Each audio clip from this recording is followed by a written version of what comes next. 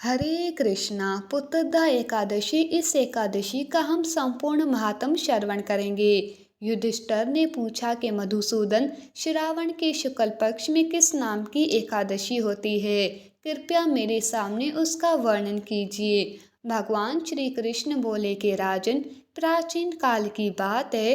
द्वापर युग के प्रारंभ का समय था। महेशमतीपुर में राजा महेजित अपने राज्य का पालन करते थे, किंतु उन्हें कोई पुत्र नहीं था। इसीलिए वह राज्य उन्हें सुखदायक नहीं प्रतीत होता था। अपनी अवस्था अधिक देख राजा को बड़ी चिंता हुई। उन्होंने प्रजा वर्ग में बैठकर इस प्रकार कहा, प्रजाजनों, इस जन्म में मुझसे कोई पातक नहीं हुआ है। मैंने अपने खजाने में अन्याय से कमाया हुआ धन भी नहीं जमा किया है। ब्राह्मणों और देवताओं का धन भी मैंने कभी नहीं लिया है। पुत्रवत प्रजा का पालन किया है। धर्म से पृथ्वी पर अधिकार जमाया है। दुष्टों को चाहे वह बंधु और पुत्र के समान ही क्यों ना रहे हो, दंड दिया है। शिष्ट पुरुषों का सदा सम्मान किया है और किसी को दोष का पात्र नहीं समझा। फिर क्या कारण है जो मेरे घर में आज तक पुत्र उत्पन्न नहीं हुआ? आप लोग इसका विचार करें। राजा के वचन सुनकर प्रजा और पुरोहितों के साथ ब्राह्मणों ने उनके हित का विचार करके गहन वन में प्रवेश किया।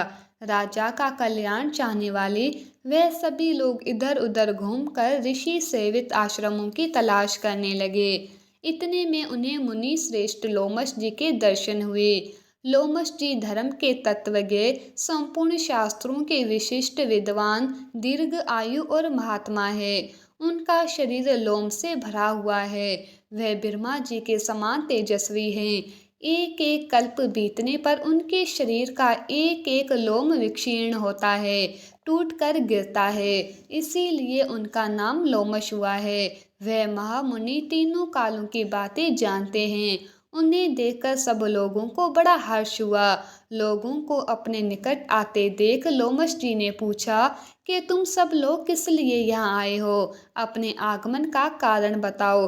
तुम लोगों के लिए जो हितकर कार्य होगा उसे मैं अवश्य करूँगा।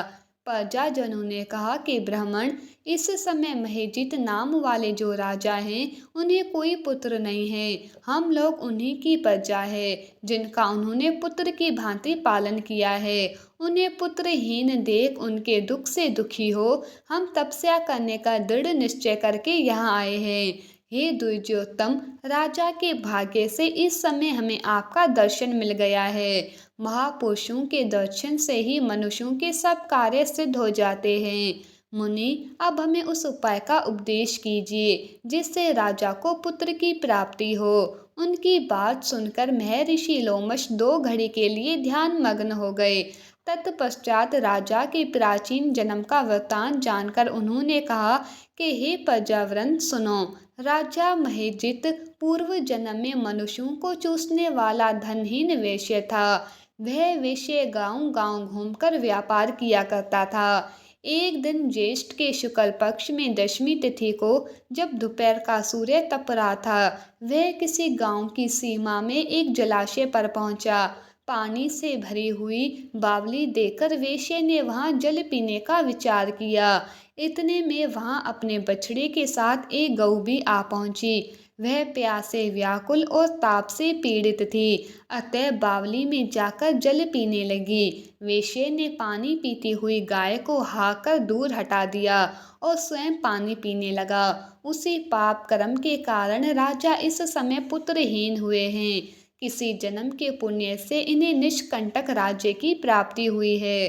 प्रजाजनों ने कहा कि मुनि, पुराणों में उल्लेख है कि प्रायश्चित रूप पुण्य से पाप नष्ट होते हैं। अतः ऐसे पुण्य कर्म का उपदेश कीजिए जिससे उस पाप का नाश हो जाए। लोमश जी बोले कि प्रजाजनों, श्रावण मास के शुक्ल पक्ष में जो एकादशी होती है वह पुत्रदा के नाम से विख्यात है। वो मनोवांछित फल प्रदान करने वाली है। तुम लोग उसी का व्रत करो। ये सुनकर प्रजाजनों ने मुनि को नमस्कार किया और नगर में आकर विधि पूर्वक पुत्रदा एकादशी के व्रत का अनुष्ठान किया। उन्होंने विधि पूर्वक जागरण भी किया और उसका निर्मल पुण्य राजा को अर्पण कर दिया। तत्पश्चात रानी ने गर्भ धारण किया और प्रसव का समय आने पर बलवान पुत्र को जन्म दिया।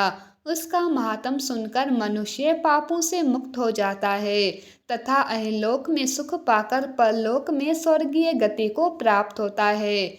यहाँ पर इस एकादशी का महात्म संपूर्ण हुआ। एकादशी के दिन विष्णु सहस्त्र नाम, गजेंद्र मोक्ष आदि का पाठ जरूर कर लेना चाहिए। एकादशी के दिन चाय पानी से हमारा व्रत खंडित होता है। ठीक है, एकादशी के दिन सुबह जिस दिन व्रत होना उस दिन बाजारों दंत मंजन और पेस्ट नहीं करना चाहिए, इससे भी हमारा व्रत खंडित होता है। आपके पास गुलाब चूर्ण का पाउडर हो तो उससे आप अपने दांत साफ कर लेना। फिर अगले दिन जब द्वादशी का पारण हो जाए ना, तब आपको ब्रश करना है। ठीक है, तो इससे आपका व्रत सुरक्षित रहेगा। बाजारों चीज़ों को खाने से बचना चाहिए। जो उपवास का मिलता है बाजार में वह शुद्धता को नहीं प्राप्त होता, इसीलिए उन चीज़ों से बचना चाहिए। बाकी मिलते हैं अगले वीडियो में। हरे कृष्णा।